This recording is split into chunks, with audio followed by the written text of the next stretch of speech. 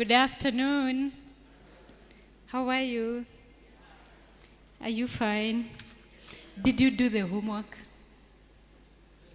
Only 2 yeses I'm hearing. Did you do the homework? Did you? How many were able to get 10? You know, they found themselves largely negative 10 times within the last 24 hours. Or we stand and then we count. I am sure you discovered it's a mental exercise that requires so much work. If you did the assignment, that is. If you did not do it, now it's very hard to help you. We will pray for you. The Lord will give you grace. And definitely you will be able to get there at the right time. And to invite you into our last message today. And it's about walking the talk and how to help another walk the talk. So that when we nourish the soul of another, eventually our own souls shall be nourished. That's the rule, that we must be pouring into the cup of another before it's poured into ours. That when we ask for the other. Allow me to pray and invite you to open Isaiah 58, verse 11. This is what the Bible says. And the Lord shall guide thee continually, and satisfy thy soul in drought, and make fat thy bones, and thou shalt be like a watered garden, and like a spring of water, whose waters fail not. And the Lord shall guide thee continually, and satisfy thy soul in drought, and make fat thy bones, and thou shalt be like a watered garden, and like a spring of water, whose waters fail not. Shall we pray? We thank you, Father, for this message of health, message of hope, message of growth, blessings to our lives. And you want to water our gardens. Lord, we pray as you speak to us that we may hear you speak to us one more time. May I completely be lost even as you speak to your children, is my prayer in Jesus' name. Amen. I have a PowerPoint presentation, so I am not able to see that. So I'm hoping they have projected. Our title is Walking the Talk. On the second slide, you see that, let's take a hypothetical case of a 38-year-old who's raised in the city, maybe had an accident when they were 5 years old, and the accident can be many things. It could easily be somebody did something that is not right. You know, maybe it's a young lady, and for some reason, she found herself somewhere and someone ended up raping her, or some abuse of sorts. And as if not enough, their father later abandoned the family. And before long, of course, then in her own marriage, she gets divorced. When you think about that kind of a scenario, you'll be thinking, can somebody have such a list of negative things happening to them? Oh, yes, they do. And it's always like a pattern, following one thing after the other and after the other. And you meet this person, she shares with you their story, and you want to help them walk the talk. And that's the scenario I'd like us to just unpack and help her walk the talk. Disease, usually, for us to reverse it, then we have to see, it sort of like goes in a cycle. So there are spiritual, informal thoughts that are in our mind. Then there are those electrical activity that can be seen in the laboratory, and the doctors can see that. But the spiritual, informal thoughts, you will never capture them. It's in the subconscious mind. And the next thing that would happen, of course, the brain then is very busy, is able to process those thoughts. Then you will now have it relayed through the body nerve endings to whichever different body organ or where the disease is starting to form. And before you know it, we'll find that some activity is happening to different parts of the body. And yes, now we have a malfunction of this organ or that organ or whatever it may be. So it is a pathway. So if that is the disease pathway of how disease will eventually get formed, then we need to go down to the emotional signals. Is it possible that there are some emotional signals that we missed? Yes. Maybe they started by being depressed, so stressed about yesterday. Depression is when yesterday is too much. The things that happened yesterday are too heavy on you, whether through guilt, through sadness, or whatever thought that is in your mind. And stress is when the present is too heavy. The activities of today, you don't have enough time, you're not able to plan your schedules, and so you are overwhelmed by the activities of the day. But anxiety is when you're worried about the issues of tomorrow, or the things that are out of control. And so you find you're there thinking, now what will happen tomorrow? And of course, then you get truly overwhelmed. So before you know it, you're very edgy, very irritable. You're this kind of a person, we step on you and you say a few sentences and we're thinking, I just stepped on her. I remember one time when I was in Mombasa and we were walking and with my husband, and I pulled the suitcase and it went onto the feet of a lady, the things she told me. I still remember. You know, in Swahili, sisi tembea salama, sisi wengine tutembea maiti. You know, and I was like, wow, I'm sorry. Malambia, haijalishi, sisi wengine tutembea maiti, ebu angalia njia zako. And I was like, wait, I thought I just stepped on her. I kept saying, I'm sorry. My husband told me, let's go, leave her. You know, because I kept saying, sorry, I am sorry, it's not happening.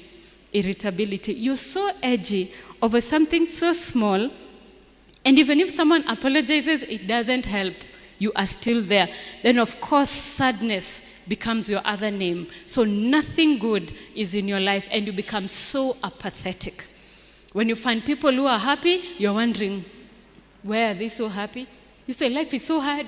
You know, taxes are so high. You don't see the way things are going. Or the teachers want to go on strike. You have a list of just bad, negative energy. Then that explains why you're always angry. Why you're always sickly. That today you have this sickness, tomorrow you have this headache that can't be explained, paracetamol can't help, maramoja cannot help, and it goes on and on. So that, and it also follows a pathway. It would start from the digestive issues. It's in the spirit of prophecy. Normally it is bloating, or constipation, oh, I am sensitive to beans, I don't eat this. You have a list of foods you don't eat, you're bloated. Before digestive issues, it's headaches. Oh, I have a headache this side, oh, let me get glasses. Oh, no, it's the light, oh, I can't see, whatever. Then muscle tensions. You have this left hand that you cannot lift, or this certain place that is always aching, you know. Heartburn, you know, I have this, oh, I think I ate too little, or I ate too much, or I sat like this, or, you know. Before it goes, dizziness shows up, and of course, chronic fatigue. Do you know these people who are just continually tired? Have you ever met somebody who every day the first thing they tell you is, I am tired? You know, that's how they express themselves, chronic fatigue. That's from there, in a little while, you will be a client in a hospital. Why? Because now you'll show up with a number of those illnesses. It's a pathway, and that's why the body-mind balance is inevitable. And that's why we mentioned nutrition, then we said our thoughts. So there is the physical food, and there is the spiritual food, which is our thoughts. Our thoughts, things that have happened, and imaginations, things that are coming. And if we can avoid that, for sure, illness will be behind us. But let's go back to the lady. This lady, what name do we give her? What do we call her? Who? Doreen. Now Doreen is looking for love from her parents. Do you think her parents are sufficiently enough to love Doreen that when Doreen is going to die, they want to die with her? I am just asking, do you people love your children so much that you'll be buried with your children? No. So Doreen, love from your parents is not sufficient. What about acceptance from her husband? She tries to clean the house. She tries to cook chapati with brown flour, white flour, yellow flour, white flour, doing all manner of things, trying to be a good wife. The house is clean. Acceptance is not coming. Is the husband a sufficient source of acceptance? No. What about community? You come here, you're a deaconess. Of course, Doreen is a deaconess, and we are thinking, she didn't collect offering last week, let her be on duty this week, or whatever it is, or ignore her. Maybe she's lost a relative, or she needs support, and we just don't show up. Or she's a choir member, and we don't show up for her choir when she has a bereavement, and she feels she doesn't belong. So is the church enough to provide security for her? Sense of belonging? No. What about security? The government. And we're thinking, oh, we pay taxes, oh, we have KDF, oh, we have this and that. How many times has your house or certain things happened right there before the eyes of the policeman? And you don't just feel safe. So government isn't enough to provide a sense of security. Because human needs are known. It's love, respect, sense of belonging, acceptance. All those things are our needs. The Lord put that gap in us so we may desire to meet Him who is able to fill that gap.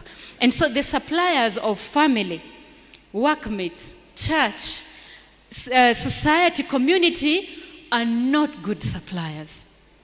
They are not good suppliers because for them, if they're going to love you, they're going to invest. So there's its investment that scratch your back, scratch mine. That it is going to be love with strings attached. You see, I have brought you this yellow flower. Now next time, please jiambie, please tell yourself, I need a red flower. Jijazie. Why? It is strings attached. So we seek to gain. We don't invest where you're not going to have returns. So you invest where you will get returns. So if I am giving, I expect. So we are very, very poor suppliers. And that's why we don't need to get from each other. And so when you look at the mental pathway, exactly how did it go until I went down emotionally, you will realize the belief system. You believe that if I visit you, you must visit me. Wrong system. Let's use the Bible principles. That when I visit you, you don't have to visit me. It ends there. But if you're on the wrong earthly belief system of this world, the commandments of men, you will fail. If you look at your culture and say, in our culture, we don't do X, Y, Z. So now how come I am your daughter-in-law and you're giving me biscuits for dinner and I am kissy, I expect ugali? How is this happening in Madarao? What is this? You are a mother-in-law and your daughter-in-law is from the West. And she's just thinking it's dinner, so we can have biscuits and juice. How about? And you're thinking, what's this? Culture. Culture. You will be crippled there, hoping to come out of it. As if that's not enough, you will now start to get happy all the time you gain, but sad every time you lose. Because your investment is not working. And before you know it, the physical signs show up, then the mental signs show up. So they will just follow the same pathway, and before you know it, you are back. So human investment plan is simple. I give you attention, I give you love, I give you harmony, I am communicating well, and from there, I avoid all losses. I don't want anxiety, I don't want pain, I don't want uncertainty. I want to make sure I'm in control of everything. I order my things. That's the human investment plan model. We want to gain more. Why? We want to gain by avoiding all losses. You don't want any loss whatsoever. Why? Because we seek to manipulate. Every time the source all idea is to hold others. You tell your child, do homework. Ukimaliza homework, nitakupatia chips. What is that? If they don't do homework, what happens to the chips? Wataiona kwa view sasa. Watapata. Because you told them, sweep, toto fagia haraka, alafu ukuje. I give you a sweet response. It is actually a very, and that's how we work all the time. And we can use fear, you can use threats, you can abuse, you can praise, you can flatter as a way of actually manipulating. And once you do that, the manipulatee, if you like, the abusee, the abusee remains there. They don't move. Why? Because for them, they view them as their source. Imagine your little child who is saying, kama haufanye vile nimekwambia, sasa mami hautanipea, because you are their true source. You keep telling them, ni mimi. And you forget you are a steward, you should be pointing to who? To God. That you are a steward, you're holding on their behalf. And the one who's abusing, the abuser, they see them as their source. Why? Because they don't want to lose. So you hold. So the one who's being manipulated stays there. The one who is manipulating remains there. And so it continues and continues. But the Bible gives us counsel. In Jeremiah 17:9, it says, the heart is deceitful and above all things desperately wicked. Who can know it? That our own hearts, we don't even know ourselves, because all the time we give so we can gain. We want others as our true sources. We aim to enslave others. And we look at others all the time that if I give at will, this is not going to be a very good relationship. I need to control all my gains. I need to make sure I have less and less losses. I want to manipulate. And that's why Jeremiah 17:8 says, I, the Lord, searches the heart. I try the reins and even give every man according to his ways, according to the fruits of his doing. That God searches our hearts. He knows our thoughts. He knows why you're giving me a flower. And he understands us so deeply. And so, all the time, even as we try to give, we can only give selfishness. We can only give, you get angry because you want to preserve. You get upset because they spoke to you rudely. They don't respect you anymore. You get so angry because you feel rejected and frustrated. And it is actually a result of selfishness. But love is different. Love is curious. If somebody doesn't do something, if they talk to you badly, you keep wondering, why are they behaving that way? Can I hold their hand? Can I find out? Can I learn? Is there hope for them? Yes, there is. The Lord sees all of us so different as candidates for eternity. The love is so self-controlled, you will not be provoked into anger. You will not start saying, amenikasirisha. We said yesterday in the previous session, there is nothing like amekukasirisha, umekasirika, ulikubali. That's the thing. So why is Doreen so angry? Because she's seeking human love from the wrong source.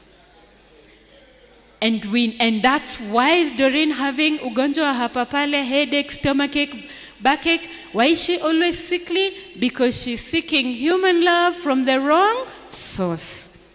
Yet there is a source that will never run dry. There's love, acceptance, recognition, sense of belonging, and security that comes from our Lord Jesus Christ. Amen? He offers this, and you can receive as much as you want.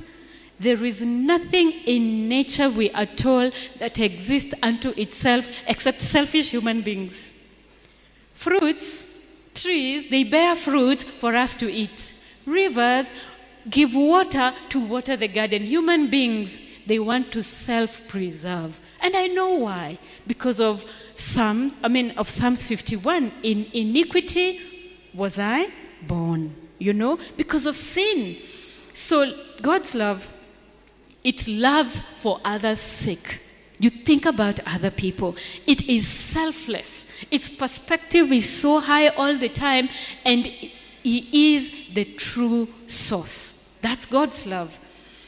But human love, we have said it's investment, it has strings attached, it seeks to gain. And that's why we must avoid it at all cost. We must always take to give. And you can get from Christ as much love as you want to give to another. Amen? You can get as much sense of belonging and recognition. And we say, the Lord will tell you, I know him. He is mine. When the Lord says he knows you, do you need your neighbor to know you? You don't need them to know you. You can't enter the room unless Doreen amefika sasa, let life begin, let the party begin. No, we don't need her. It's God who gives us our true sense of recognition. He is the one who truly knows us, and he loves us with genuine love. He is the one who gives us joy, he gives us purpose, and that's why then Isaiah 58 makes so much sense, because he actually makes sure you are a watered garden. You give so much, you never run dry. Beautiful garden, you know. And he keeps us and ensures that as he's keeping us safe, we have enough to share, enough to give to others. John 12:25 says, he that loves his life shall lose it, and he that hates his life in this world shall keep it unto eternal life. So what does God's love mean? It's independent of him. It comes from God. And that's why he says in Matthew 5:45, that you may be the children of your Father which is in heaven, for he makes the sun to rise on the good and the evil. Our God is so loving. He is so kind.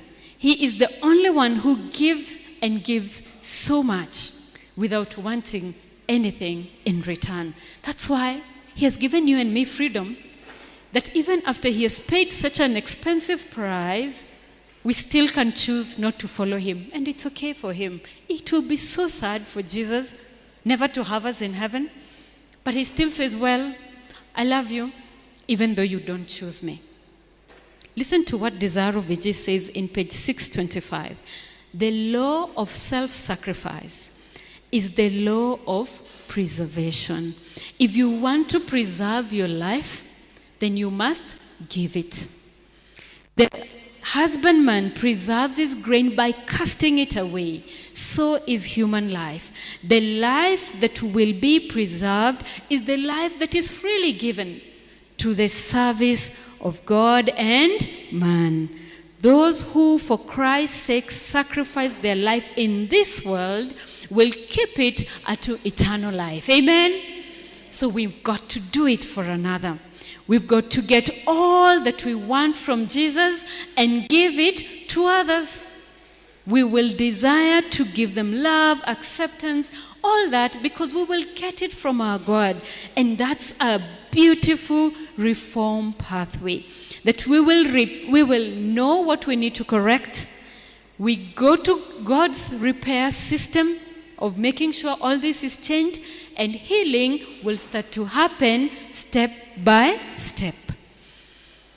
Listen to what Matthew 6:15 says. But if you forgive not men their trespasses, neither shall your Father forgive your trespasses in heaven. So this young lady who's very sad, she has only one way out: forgiveness. It's the beginning of her healing journey, that she's got to let go and let God to take over. Is it easy? No, because we're selfish. No, because we have so many characteristics. No, because we struggle. It's not easy, but the Lord is able to help that person. And because God is our true supplier, his love, we can't produce it. It comes from him. And we are able to give because we are stewards. We will beg at night for our friends. We will walk with this person who is struggling. We will know that we will never run dry. So we cannot hold back. There is no loss by holding back. There is more loss by holding back than by giving. So we will not suffer loss by giving. And so we will not give to gain. We will not look at them as our sources. We will not be slaves to other people. All the yokes will be broken in Jesus' name. That you will not feel bonded to another. We are created free beings to worship our Creator. And so, if we receive to give, that's the new heart that the Lord says, I will give you. You will always receive to give. You will receive from God. You will receive from others. Others can give you too, who are receiving from God. And when God is at the center of that relationship, it becomes a selfless relationship. And we are able to walk. And we have Jesus as our perfect example. So we will not complain about our children. They're not doing homework well. They're not passing as well as you know. You not be so hard on them. You not be so hard on your husband or wife or daughter or sister or brother. Why? Because you will understand they are on their journey. I can only walk with them. I can only pray with them. I can only support them. Because selfless love does not hurt our bodies. Selfless love focuses on Jesus as our example. We are stewards. We produce love that is not ours, but His. So we get and give. We are not our own. We belong to Him. And so it will never hurt. Selfless love will not give you this stomachache. Will not have you having these headaches, these muscle aches that are everywhere. And the Lord will help us. And He has given a clear way out. And that's why the mind is the place it must all begin before it lands on the plate, before it goes to the physical. And we can always replace all ugly events. And we'll start actually by picking whatever ugly event it may be. Maybe this happened to me. Then you move to the belief system and check, is this right? Is it true? Am I so ugly? Even if I underwent so much abuse, look at the consequences that I have right now. Can I overcome this? Yes, and you dispute and replace with the right thoughts that the Lord gives us. And He gives us a new vision, He says. In Revelation 3:18, He says, come, let me open your eyes. You really think you're well-clothed? You really think you can see? You are the Laodicean people. I know who you are. I can give you a new vision. I can help you learn of me. And my tools are simple. Put on the full armor of the Lord. And He will protect you so that you are able to walk with another. I love Matthew 28. It says, the last verses, all power. It talks about all power is given unto me. So I can do anything else. I can walk because we have all the power. We can hold the hand of another and we can teach them and guide them and direct them. So it is, if the works of the ambassadors of Christ, Review and Herald of September 4, 1888 says, if the works of the ambassadors of Christ were wrought in God, they will not be elated by the praise from men's human lips. Neither will they be depressed because they think they are not appreciated. We would be so focused on Christ. We will not feel bad because it is the love of self that destroys our peace. Yes, it is the love of self. While self is still all alive, we stand ready and continually to guard it from mortification and from insult.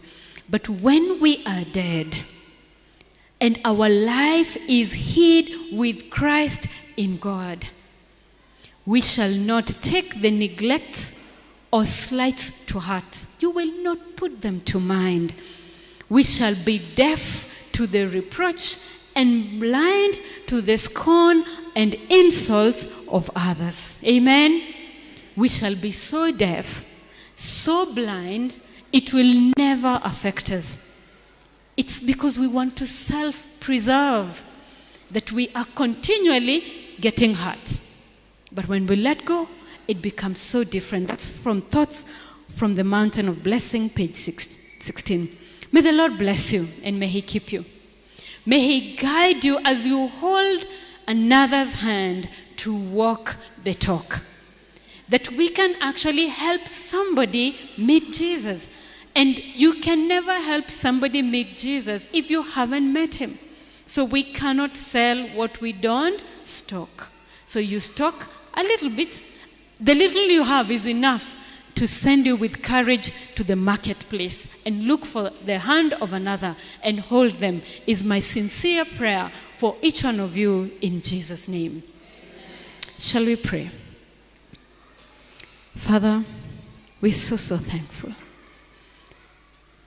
that you want to teach us how to be true channels of love, that we may look out for men and women, children, the young and the old, who are struggling.